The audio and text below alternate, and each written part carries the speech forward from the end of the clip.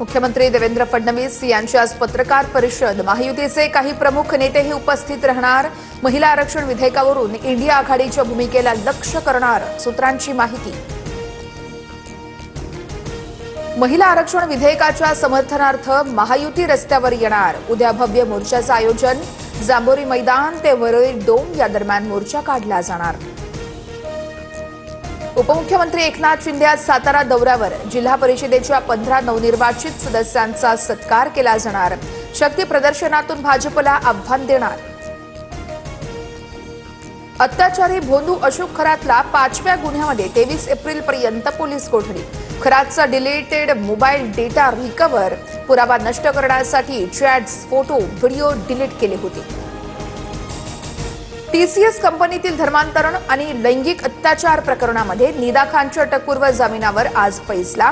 गरोदर असल्याचं कारण देत निदाचा जामिनासाठी अर्ज।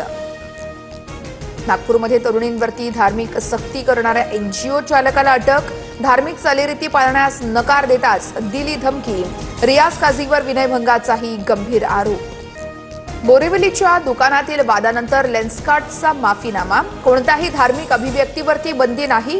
टिळा टिकली लावण्यास कोणतीही बंदी नाही। भाजपच्या आरोपानंतर लेन्सकार्टचं स्पष्टीकरण।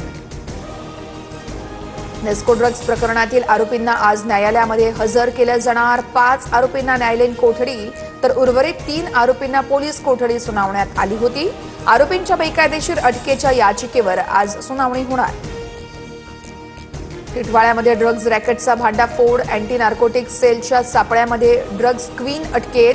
छापेमारीमध्ये 5 कोटींच्या एमडी ड्रग्ज गोळ्या जप्त। कल्याण ग्रामीण पोलिसांची मोठी कारवाई। संगमनेरमधील भोंदू राजेंद्र गडगेच्या दत्ताधाम आश्रमाची पोलिसांकडून झाडाझडती।